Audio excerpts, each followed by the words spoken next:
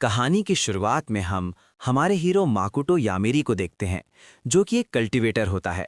हमारा hero monsters से लड़ाई कर रहा होता है। इसमें अकेले कॉन्टिनेंट को क्राइसिस से बचाया और डीमन किंग के आर्मी से भी लड़ाई किया। हमारा हीरो कहता है सब कुछ ठीक चल रहा है।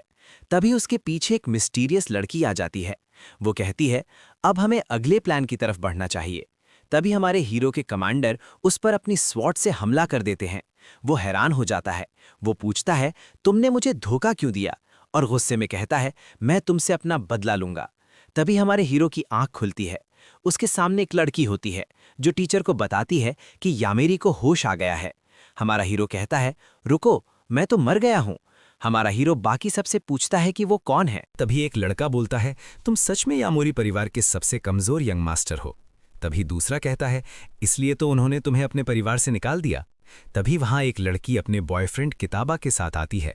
वो कहती है किताबा, इस बार फिर तुम नया रिकॉर्ड बनाओगे ना।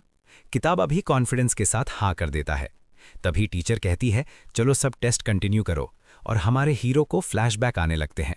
वो समझ जाता है कि वो किसी यामोरी नाम के लड़के के शरीर में रीइंकारनेटेड हो गया है, जिसकी जिंदगी बहुत खराब है।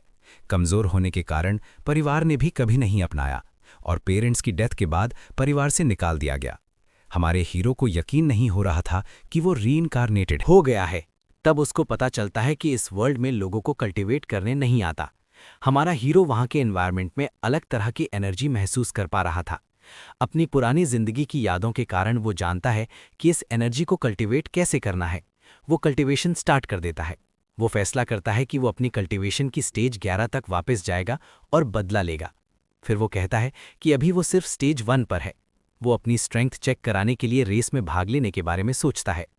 उसके क्लासमेट कहते हैं तुम्हारी बॉडी ठीक हो गई है। वो टीचर से बात करके 100 मीटर स्प्रिंट रेस में भाग लेता है। तभी उसके क्लासमेट कहते हैं अगली टर्न किताबा की है, वो हमारे स्कूल का रिकॉर्ड होल्डर है। तभी किताबा कहता है इस कचड़े के पास अब प्राइड नहीं रही। उसकी गर्लफ्रेंड हंसने लगती है। हमारा हीरो मन में क्या हुआ अगर मैं स्टेज 1 पर हूं। फिर वो कॉन्फिडेंट स्माइल के साथ कहता है वैसे भी एक नॉर्मल ह्यूमन और कल्टीवेटर के बीच बहुत बड़ा अंतर है। तभी एक लड़का बताता है जिसके सामने हो उससे कोई रेस करने के बारे में सोच भी नहीं रहा है। कुछ देर बाद रेस ट्रैक पर हमें किताबा और यामोरी दिखाए जाते हैं। रेस स्टार्ट हो जाती है। किताबा बहुत तेज भागने लगता है। हमारा हीरो कोई मूवमेंट नहीं करता। सबको लगता है कि किताबा की स्पीड देखने के बाद हमारे हीरो का शरीर मूव नहीं कर पा रहा है, लेकिन हमारा हीरो 3 तक काउंट करता है और रेस स्टार्ट कराता है।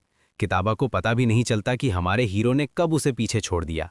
उसकी स्पीड देखने के बाद टीचर और स्टूडेंट सब हैरान हो जाते हैं।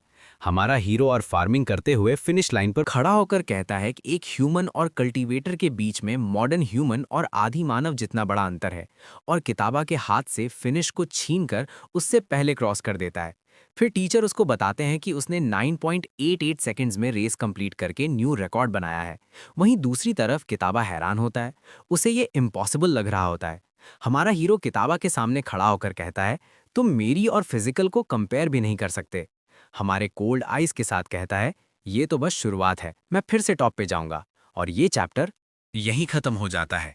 इसके पार्ट 2 के लिए कमेंट करें।